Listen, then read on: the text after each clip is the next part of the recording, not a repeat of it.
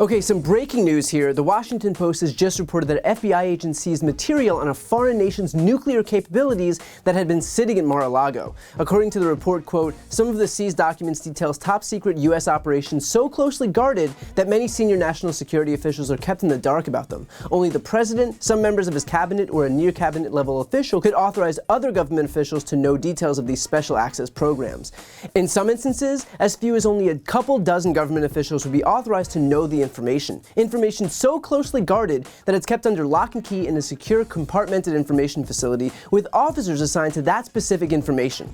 Instead, it was at Trump's beach resort, a resort so unsecure, I should add, that a Russian-speaking immigrant was not only able to enter Mar-a-Lago by pretending that she was a member of the Rothschild banking family, but she was even able to get an audience with Donald Trump himself. Here's a photo of her, Trump, and Lindsey Graham, in case you wanted photographic evidence of their stupidity. Consider, too, this all came after Trump suggested that there were no documents at Mar-a-Lago. His lawyer even signed a sworn statement attesting to this idea that all documents had been returned, which is certain to land Christina Bobb in legal jeopardy of her own. The good news is that she'll be able to join a long list of disgraced lawyers who've either been disbarred, imprisoned, or are under investigation, with Giuliani, Sidney Powell, Lynn Wood, Michael Cohen, and John Eastman.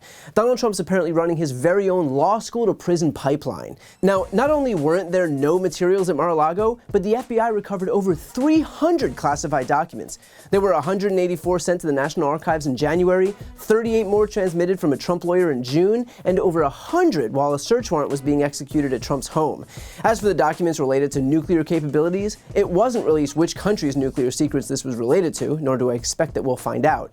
According to the Washington Post, the Office of the Director of National Intelligence is conducting a risk assessment to determine how much potential harm was posed by the removal from government custody of hundreds of classified documents.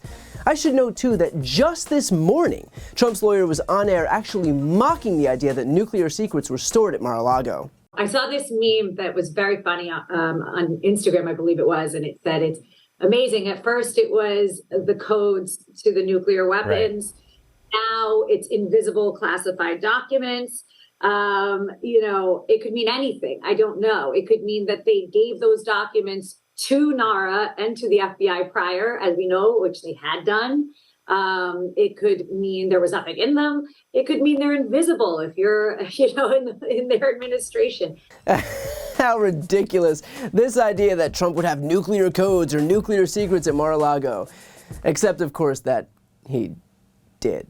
And while we're on the subject of mocking, consider what Donald Trump himself said about exactly this issue. He tweeted on Truth Social, which, for those who don't know, is a social media website that Donald Trump created where he could implicate himself in crimes, and said, quote, nuclear weapons issue is a hoax, just like Russia was a hoax, 2 impeachments were a hoax, the Mueller investigation was a hoax, and much more. Same sleazy people involved. So, nuclear weapons was a hoax, except that there is literally evidence of it. In other words, that kind of betrays Trump's entire shtick, that whatever he says is fake is actually true, including the Mueller probe, in which 34 people were indicted, including his first impeachment for trying to extort Ukraine into giving him dirt on Biden in exchange for weapons to be used against an impending Russian invasion, including his second impeachment for inciting an insurrection on the U.S. Capitol. Every single denial is a confession. And the most ironic part of all of this, of course, is that most Republicans will inevitably rush to defend Donald Trump, will rush to defend the guy who stole hundreds of classified documents, including a number of top secret materials, including 4 dozen empty classified documents folders, the contents of which God knows where, and yet they are the same people who suggested that Hillary Clinton be sent to The Hague for all of 3 documents classified as secret. They spent the better part of 7 years wailing about how Hillary Clinton committed the single most dangerous crime in the history of this country, that she put our national security at risk unlike ever before. And those same Republicans had help with the national media like the New York Times, which ran about 2 dozen cover stories about Hillary's emails. That's apparently how seriously they all took this issue. And yet now, just watch to see how many of those Republicans who hyperventilated when Clinton did 1/1000th of what Trump did go on national TV to explain why actually what he did wasn't so bad. If they had any shame, they might think twice. And yet they won't, so take from that what you will. Of course, with that said, there are a few Republicans who've recognized what a burden Trump has become and have begun speaking out against the former president publicly. I personally think for them to have taken things to the current point, they probably have pretty good evidence. But that's speculation, and until we see that, it's hard to say. Now, let me just say, I think the driver on this from the beginning was loads of classified information sitting in Mar-a-Lago. People say this was unprecedented. Well, it's also unprecedented for a president to take all this classified information and put him in a country club. Okay, and how long is the government going to try to get that back? They jawbone for a year. They were deceived on the voluntary actions taken. They then went and got a subpoena. They were deceived on that. They feel, and the facts are starting to show that they were being jerked around. And so how long do they wait? I think the whole idea of a special master is a bit of a red herring. The only documents that have been taken, it seems to me, that there's a legitimate concern about keeping away from the government and insulating the government from would be documents relating to his private lawyer communications, him as an individual and his outside lawyers. If there's stuff like that, fine, identify it. There doesn't appear to be much of it. I'm not sure you need a special master to identify it, but what people are missing is that all the other documents taken, even if they claim to be executive privilege, either belong to the government because they're government records, even if they're classified, even if they're subject to executive privilege, they still belong to the government and go to the archives.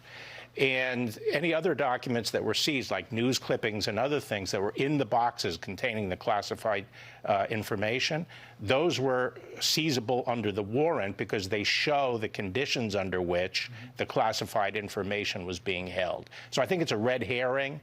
I think it would, at this stage, since they've already gone through the documents, I think it's a waste of time. The level of classification that we're talking about here for these documents, beyond top secret, beyond sensitive compartmented, that could very well include the plans for counterstriking against Russia in the event of a nuclear attack.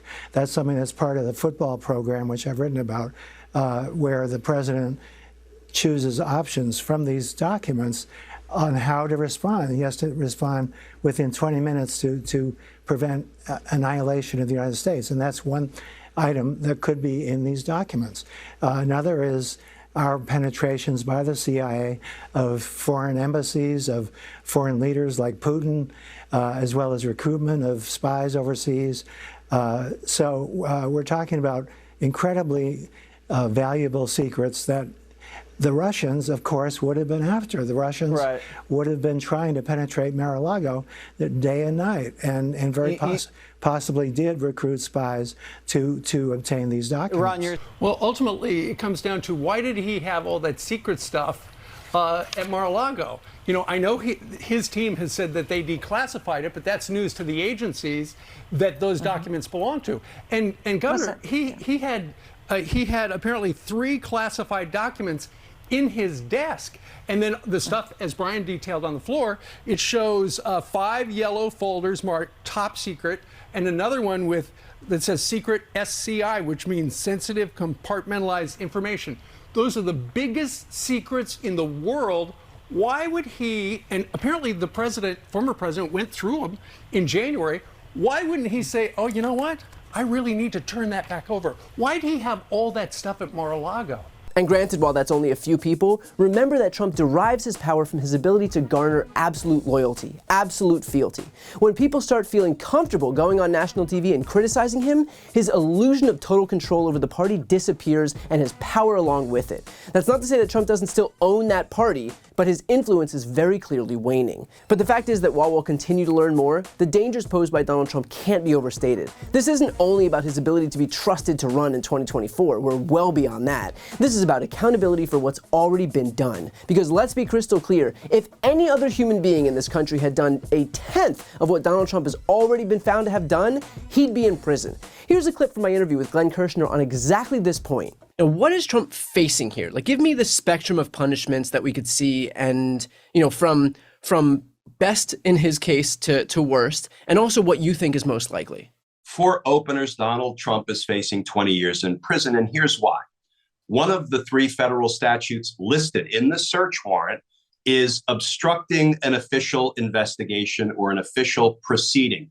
And that one is a lay-down winner for the government. I don't say that lightly or cavalierly because there's no such thing as a bulletproof case. prosecutors can lose any case, or a jury can hang in any case that we choose to prosecute.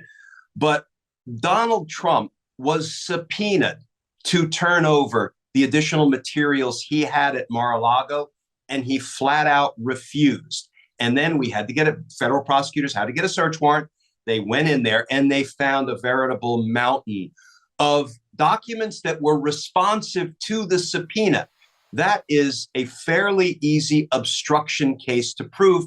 That carries with it 20 years in prison. Potentially, that's the maximum punishment. So for openers, that's a relatively easy charge to prove on the facts as we know them. So I hope that serves as a wake-up call to investigators and prosecutors. We'll either have two tiers of justice in this country, one enjoyed by Donald Trump and the other foisted upon the rest of us, or one system of justice where no one is above the law. If it's the latter, then it's time for the Justice Department to prove it. Before you go, couple things. First, if you want to support my work, the best way is to subscribe to this channel. The subscribe button is right here on the screen. And second, if you want to see and hear more from me, check out my website, briantylercohen.com. That way you can get links to my podcast, merchandise, ways to donate to voting rights organizations, and so much more. The thumbnail is also right here on the screen, so go check it out. And as always, thank you so much for watching.